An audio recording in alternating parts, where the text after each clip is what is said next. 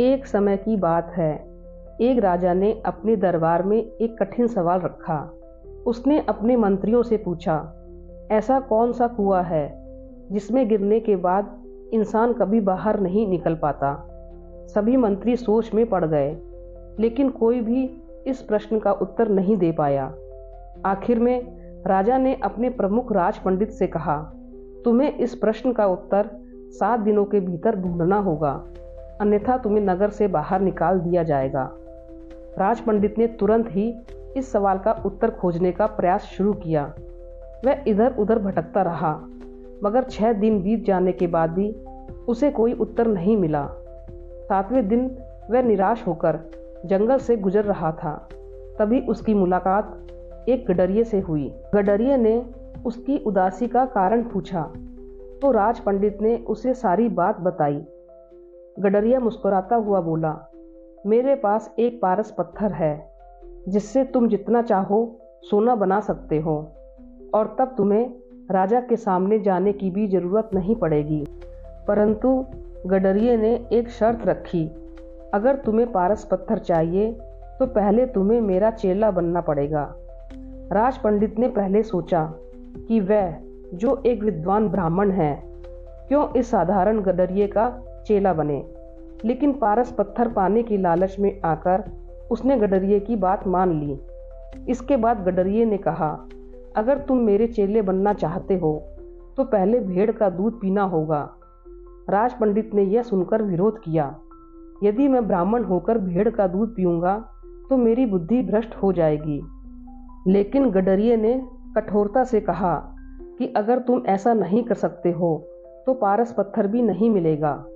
बहुत सोचने के बाद लालच में आकर राज पंडित दूध पीने के लिए तैयार हो गया। गडरिये ने कहा, अभी तो और भी करना बाकी है। मैं पहले इस दूध को जूठा करूंगा, फिर तुम्हें इसे पीना पड़ेगा। यह सुनकर राज पंडित ने फिर विरोध किया, ब्राह्मण होकर जूठा दूध पीना तो अनुचित है। गडरिये ने फिर एक और कठोर शर्त रखी, मैं इस दूध को सामने मरी हुई इंसान की खोपड़ी में दूंगा, इसे जूठा करूंगा, फिर कुत्ते से चटवाऊंगा, और तब तुम्हें इसे पीना होगा। केवल तभी मैं तुम्हें पारस पत्थर दूंगा। राज पंडित बहुत देर तक इस तरह अपने मन में विचार करता रहा कि यह मांग तो बहुत अनुचित और अपमानजनक है, परंतु पारस पत्थर पाने की लालसा में उसने इस अपमानजनक व्यवहार को सहन कर लिया। गडरिये ने यह सब देखकर ठहाका लगाते हुए कहा, तुम्हें राजा के सवाल का जवाब मिल गया।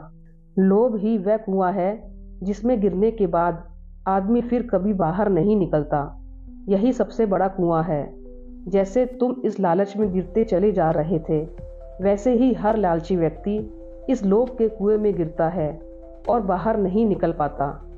राज पंडित को इस बात का मर्म समझ में आ गया और उसे राजा के सवाल का जवाब भी मिल गया। लोभ व्यक्ति को स्वार्थी बना देता है।